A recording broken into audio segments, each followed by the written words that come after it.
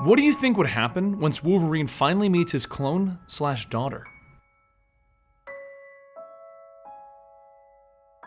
Welcome to the Complete Story Series, where we take trade paperbacks and single issues and we break them down into digestible bites to help you understand.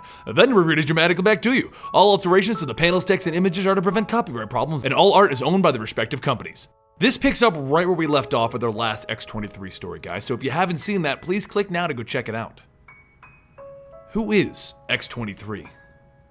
She is the clone of Wolverine that was trained to be a killer. She is the girl that was treated like a thing and not a young woman. She is the girl that was tricked into killing her own mother, Sarah Kinney, as her mother tried to save her. And at age 13, she now sits on the snow next to her mother, the mother that she killed. She couldn't even mourn properly as a helicopter was fast approaching, so she grabbed the duffel bag and the paperwork that her mother had and she ran into the nearby forest. She is a trained assassin, so the normal soldiers that came looking for her weren't a problem. She dropped them rather quickly and effectively. But that's when Kimura got her with an arrow, in the arm and in the legs. Come on, 23, you know you can't get away from me. So X23 grabs Kimura's gun and fires a round into the mountains, burying the two of them in an avalanche. X23 fled the area and she went to the only place that she knew away from the facility, Sarah's sister's house. She was there once before when Sarah needed X23's expertise to rescue her cousin Megan.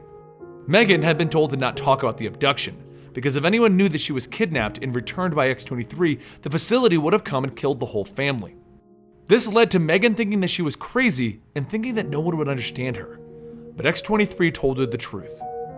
She saved her when they were both younger, and she killed Megan's abductor. But we need to go to the end of this tale, to X23 sitting in a chair with two individuals asking, who is she?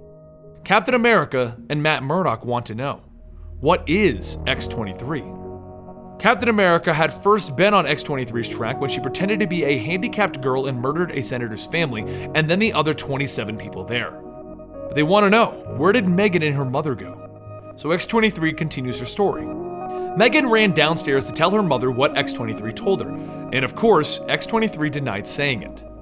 After taking some of Megan's old clothes to fit in better, Laura followed Megan and told her that the reason she couldn't admit to filling her in, she can't ever let anyone know that she was here before or is here now. But she wanted Megan to know that she wasn't crazy. Laura then showed Megan her claws and explained that this was all to keep Megan and her mother safe. So they went back to school, where Laura's lack of understanding the social norms got her into trouble with two teachers, and then suspended for yelling back at the principal. So the girls stole a car and they headed off into the city for some much needed R&R. Museums, movies, roller coasters, a pet shop, and a jewelry store. They even had time to go to Dazzler's concert. Then, as the sun set, they sat down on the docks, and Laura revealed what happened to her mother. That the people who turned her into a killer also trained her to react to a certain scent. A scent that makes her black out. It was poured onto her own mother's neck, so they forced her to kill her. But as Laura explained to Captain America and Matt Murdock, the facility had already found her, she just didn't know, and they were planning to use that exact same trigger to force her to kill Megan. Desmond Alexander, Debbie's boyfriend, was actually a facility agent, and he was trying to put the trigger scent into some tea to give to Debbie and Megan. But as Megan entered the house, she swung the door open and into Desmond, and he spilled the tea on himself. He begins to yell at Megan, "Oh my God, Megan, where's X23? Where is she?" And Megan pauses. How do you know that name? But Megan doesn't even have time to get an answer, because Laura is standing in the doorway, claws drawn. Captain America stops her right there. Did you kill Megan and Debbie? But Matt interjects. You heard what she said. The trigger forces her to act, and she is therefore acting under the influence of a controlling substance. She can't be held responsible, Steve. I heard what she said, Matt, but that doesn't mean someone isn't responsible for these deaths. All right, so what happened after the poison tea was spilled? Laura ran into the house and she tackled Desmond, clawing him right down his back. But all the noise forced Debbie to spill her own tea onto herself. Megan began to scream for Laura to stop. Please stop! But then she remembered what Laura told her about the trigger scent and about her blacking out during the attacks. So Megan ran upstairs and she got her mother, and the two of them ran into the bathroom. They jumped into the shower and began to run as much water on them as they could, but it wasn't working. Laura sliced through the doorway and she came in swinging, ready to kill them both. But just as she was ready to take that fateful swing, the scent was washed off and she went back to normal. But the facility wasn't done with her. They sent in backup in the form of Kimura. But Captain America stops her again. This is the second time that you've mentioned Kimura. Who is this? Laura explains that Kamara was her handler, and she was enhanced to have skin so tough that not even Laura could harm her. She was the one who would punish Laura when she misbehaved in the facility. So Laura ran Debbie and Megan into the basement where she cut open a water pipe and let the freezing water run on the two of them.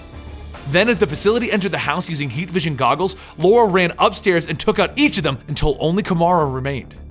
But that's the problem, because Kamara was built specifically to counter everything Laura can do, and she disables her quickly, and then handcuffs herself to Laura and drags her down into the basement. She intends to kill Megan and Debbie in front of her to teach her a lesson, and then she threatened and tortured Laura with her taunts. But eventually, she left Laura with no other option. Allow Kamara to kill Megan, or kill Megan herself and spare her the suffering. Matt Murdock stopped her there. So you killed Megan? No, Laura tells him. I cut my hand off. She then attached the handcuffs to the water main and left the building with both Debbie and Megan. With Kamara screaming that she'll get her revenge while handcuffed to the water main, Laura rigged the whole building to explode and walked away as it did. All three of them drove off until eventually they got far enough that Debbie felt she could stop to tell Laura that she made Sarah, her mother, very happy. When they came to visit her that one time, she could tell that Sarah was happy. She saved her mother from a destructive path, and now she saved Megan and Debbie. She saved this whole family, and Debbie wanted to thank Laura for that. But Laura knew she had to leave Debbie and Megan. The facility would keep hunting her, and she didn't want them in harm's way again.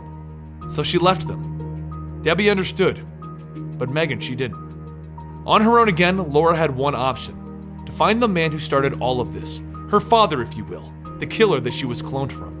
She went to the Xavier Institute and she stalked Wolverine for days until eventually, Wolverine got a sniff of her and he left. He went out to the Canadian border and he waited for Laura to jump him. He told her that she didn't need to do this. It didn't have to be this way. But Laura was determined as she forced Wolverine to pull his claws out. But he still refused to hurt her. He wanted to help. Sarah had sent Wolverine a copy of the letter that she had wrote for Laura, the one that explained everything. Wolverine knew about Laura, and he knew what had been done to her. And when he went to the facility looking for her, she had already left. With Laura on top of him, ready to try and kill them both, Wolverine told her, "If you want to kill me, go ahead. But I won't let you kill yourself." "No!" she screamed. "We both have to die!" "Maybe I do. You don't. You didn't choose this life. There's nothing you could have done to stop what happened." "No! I have to die! It has to be stopped! They made me kill my mother!" And Wolverine quietly told Laura that he was sorry. So with the battle over, they sat around the fire and Wolverine gave Laura the letter that Sarah gave to him. The letter explained that Sarah wanted a normal life for her daughter, and that she was sorry for everything that had happened to her, and that everything that did happen wasn't Laura's fault. Wolverine told Laura that things won't be easy, that he wants her to come back to the Xavier Institute. He can try and help her, and he knows a guy that can also help. A bald guy that can read her mind. And she told him, "They'll come for me, even at the Institute. Darling, they try and take you from there, and they're going to be asking for a world of hurt." But before they could talk anymore, the helicopters began to approach, and Laura begins to panic because it's the facility. But Wolverine tells her, "No, this is worse. This is the good guys." It was Captain America coming in to pick her up for all of the murders that she committed. And then he called Daredevil to act in the role of Matt Murdock and be the lawyer for this. And now, we've come to the end of her story. Matt tells Steve that he should have left her with Wolverine, that it was her best shot at a normal life. Sarah's letter is a written confession for all of the crimes committed, and it absolves Laura for every crime. But Steve doesn't care. Someone needs to answer for what happened, and I'm gonna bring her to S.H.I.E.L.D. Steve, everyone you're after is dead. If you bring her to S.H.I.E.L.D., they'll use her for what the facility wanted, a weapon. But Steve doesn't care, and he takes Laura with him. And as they leave, Matt asks Steve to please don't do this. They can still fix it. Captain America doesn't get very far before he realizes what he's doing. So, he had a change of heart, and he dropped Laura off at a bus station, with the ticket back to New York. He told her that he was sorry, and that this is what she needed, to go back to Wolverine.